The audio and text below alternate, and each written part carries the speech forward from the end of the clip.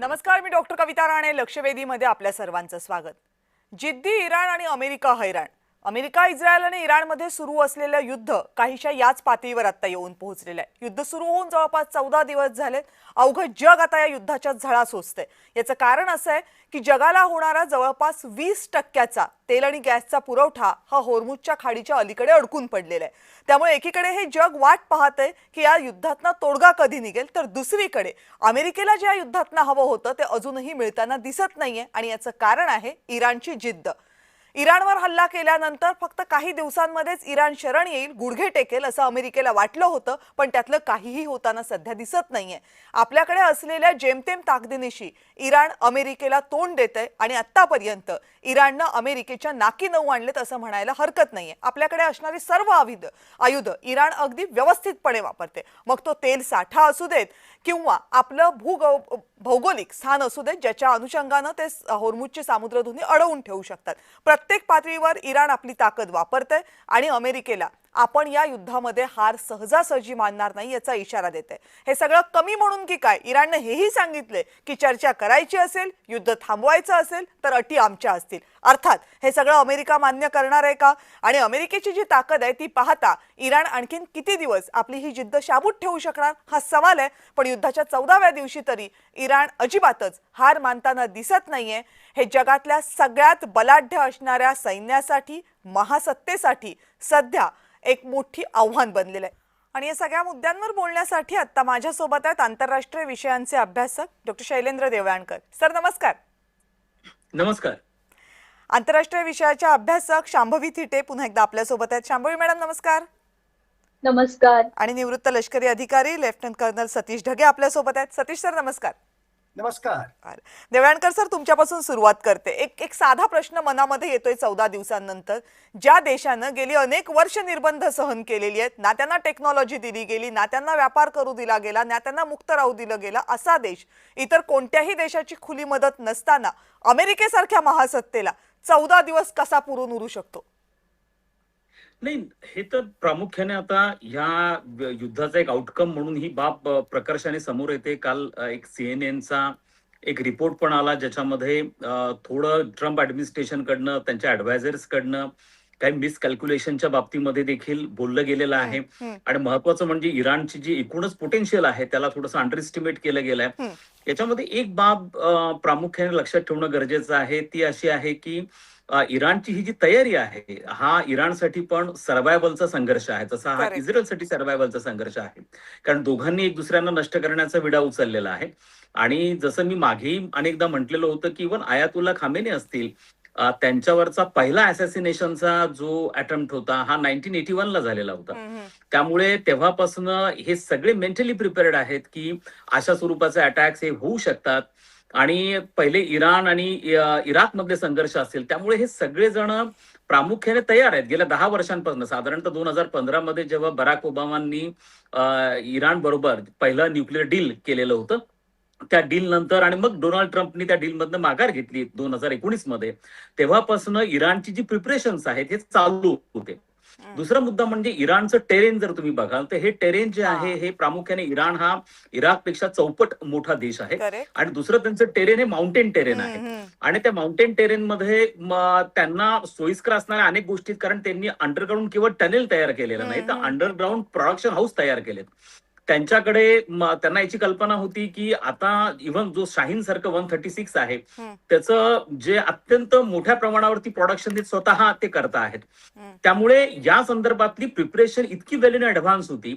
आणि त्यांच्याकडे काही अत्यंत त्यांची जी रणनीती होती त्या रणनीतीच्या बाबतीमध्ये निश्चितच आपल्याला सांगावं लागेल की ती ह्या दृष्टिकोनात फार महत्वपूर्ण ठरली. कारण त्यांनी 2 गोष्टींवरती प्रामुख्याने लक्ष केंद्रित केलं.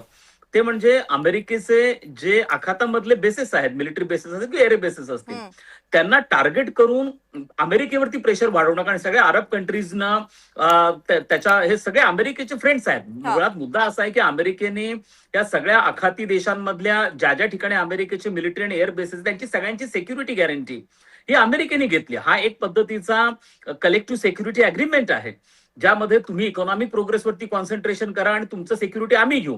सेम प्रकार अमेरिकेने जपानच्या बाबतीत केला. ओकिनावामध्ये सोल्जर्स ठेवताना त्यांना इकॉनॉमिक कॉन्सन्ट्रेशन करायला सांगितलं आणि त्यांच्या सिक्युरिटीची जबाबदारी ही हेल्सिंकी अग्रीमेंटनुसार अमेरिकेने घेतली.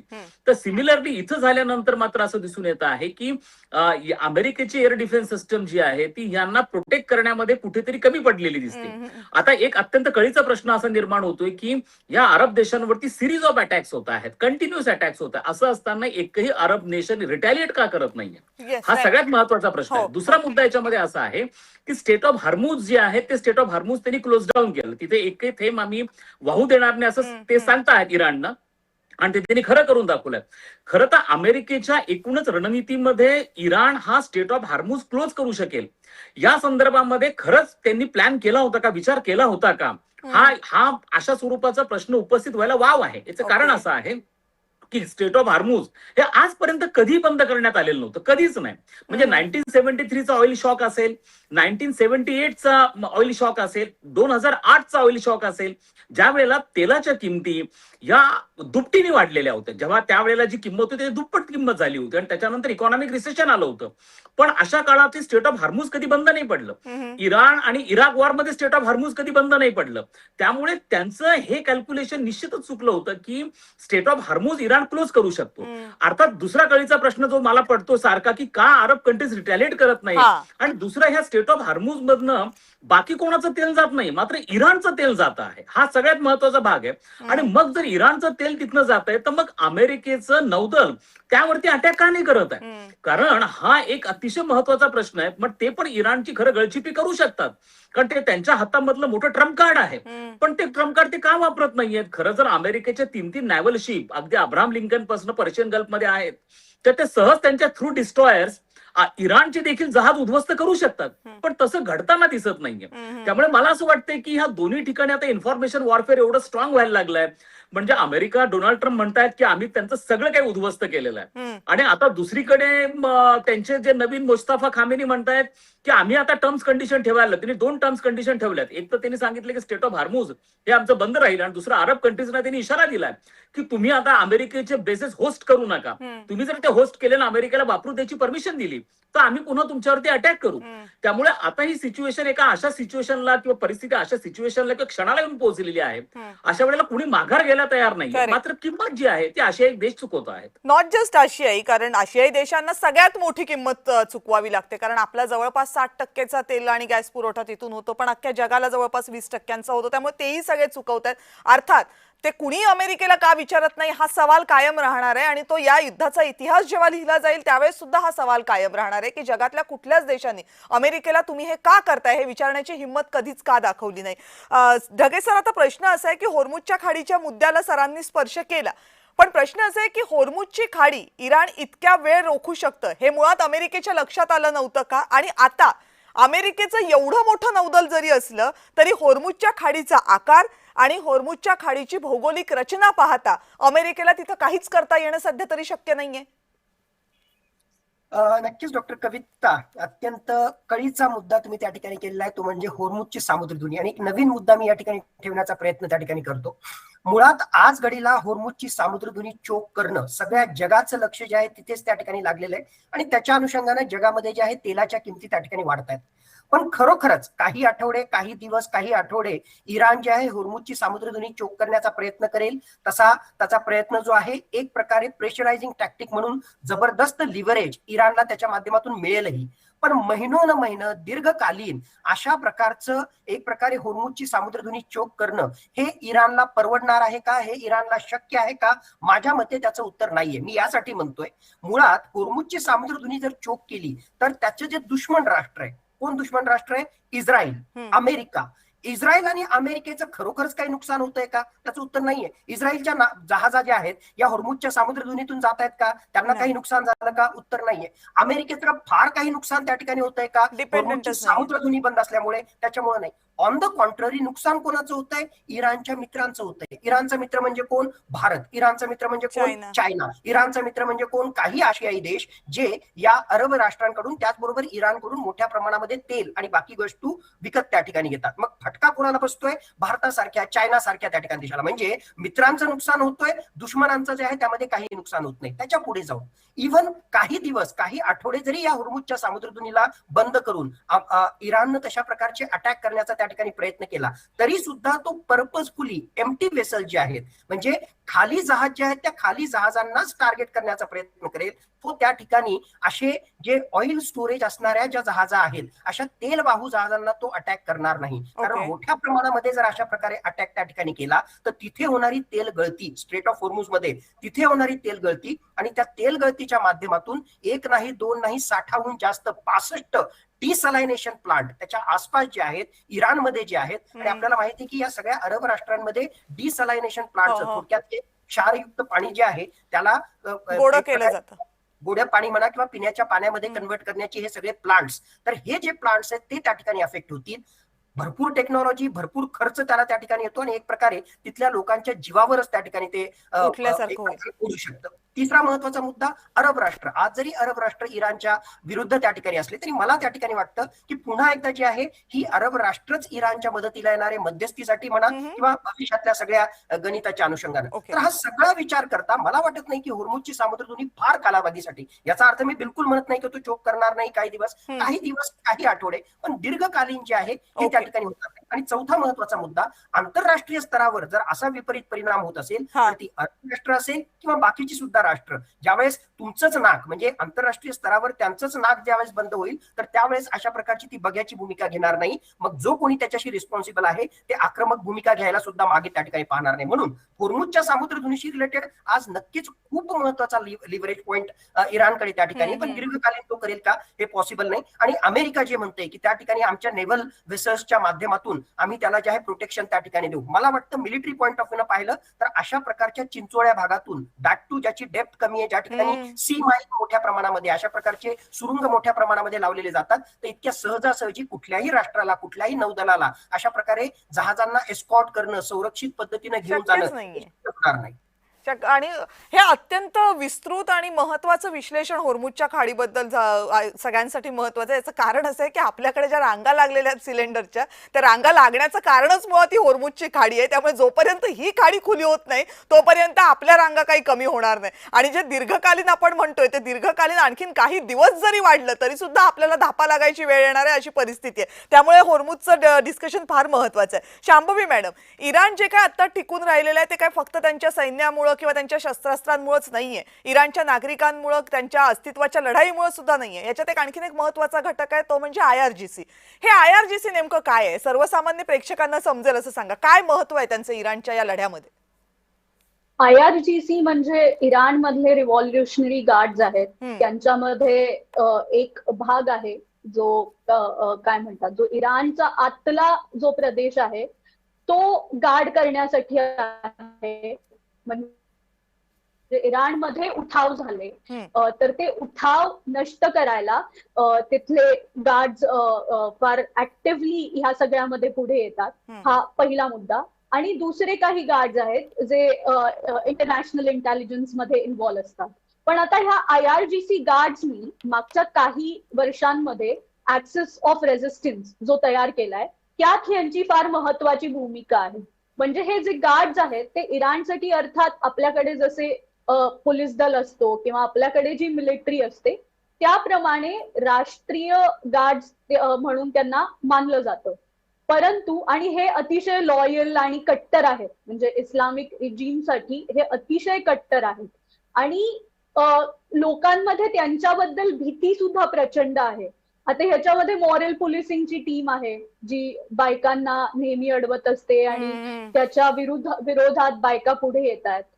पण हा ऍक्सिस ऑफ रेझिस्टन्स जो आहे हमास, हिजबुल्ला आणि हुथीसचा, हा क्रिएट करण्यामध्ये, हा बनवण्यामध्ये ह्या IRGCचा मोठा रोल आहे. आणि तो कुठेतरी आता अमेरिकेला आपल्याला महागात पडताना दिसतोय. एक छोटासा दुसरा मुद्दा सुद्धा मला मांडायचा आहे स्ट्रेट ऑफ हॉर्मुझ बद्दल, कारण बाकीचे जे डिस्कशन करतायत त्याबद्दल.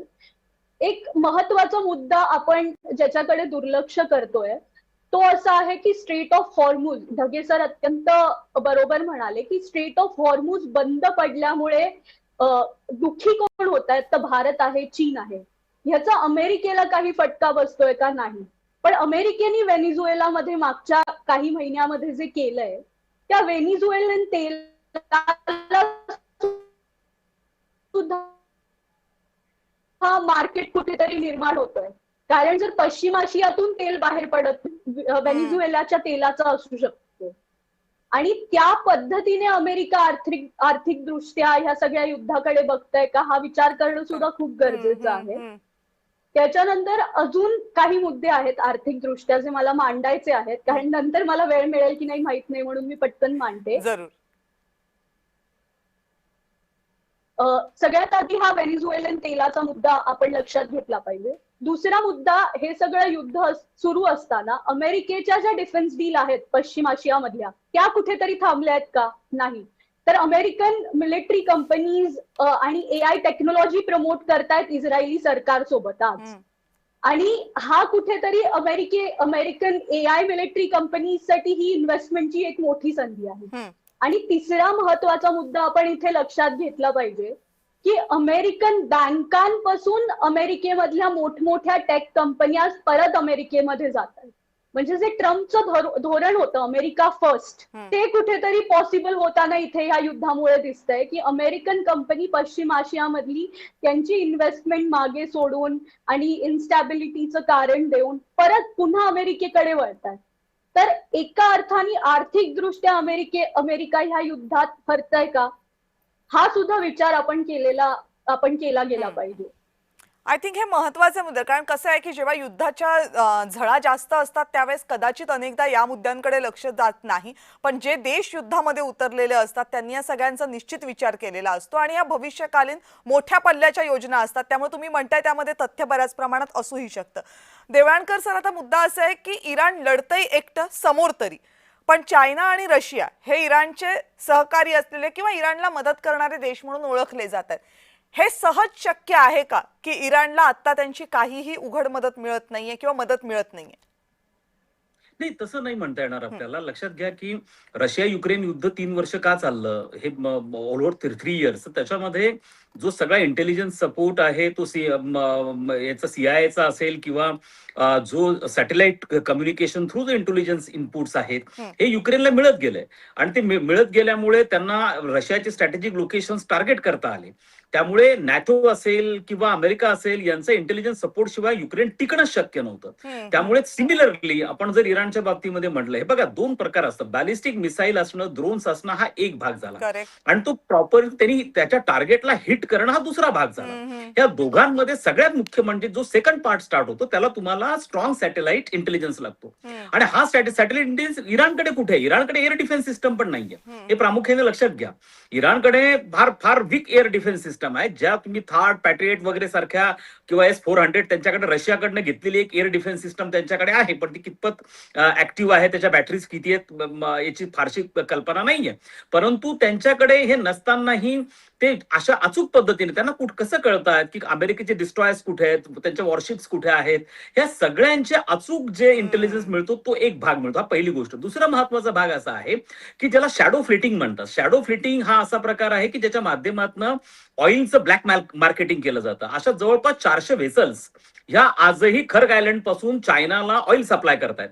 आणि त्यामुळे याच्यातनं एक पैसा इराणकडे येतो आहे. त्यामुळे चायना आणि इराण यांचा एक पद्धतीने ज्याला मी म्हणेल टॅसिट सपोर्ट म्हणा किंवा अप्रत्यक्षपणे सपोर्ट हा निश्चितपणे इराणला आहे. ओपनली जरी नसला तरी ओपनली त्यांनी युनायटेड नेशनच्या सिक्युरिटी काउन्सिलमध्ये एक रेझोल्युशन पुटअप केलं, दॅट्स डिफरंट पार्ट. पण त्यांचा अप्रत्यक्षपणे. दुसरा मुद्दा याच्यामध्ये प्रामुख्याने लक्षात घ्या की एक महत्वाचा भाग आहे की अमेरिका व्हेनेझुएलन ऑइलला प्रमोट करण्यासाठी म्हणून हे करतोय असं आपल्याला म्हणता येत नाही. कारण अमेरिकेनी किंवा ट्रम्प प्रशासनाने त्यांच्या ऍडवायझर्सनी हे अँटिसिपेटच केलं नव्हतं की स्टेट ऑफ हार्मुज हे क्लोज डाऊन होऊ शकतं. हा पहिला मुद्दा.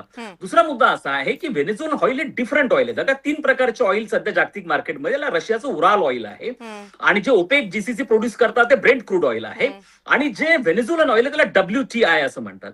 व्हेनेझुएलन ऑइल हे कम्पॅरेटिव्हली थिक ऑइल मानलं जातं, आणि हे ऑइल रिफाईन करण्यासाठी स्पेशल रिफायनरीज लागतात. हे कोणत्याही साध्या याला हे जामनगरमध्ये त्याच्यामध्ये भारताकडे ती एक्सपर्टीज आहे, हो. कारण आपण व्हेनेझुएलामध्ये घेत होतो, काही प्रमाणात चायनाकडे ते एक्सपर्टीज आहे.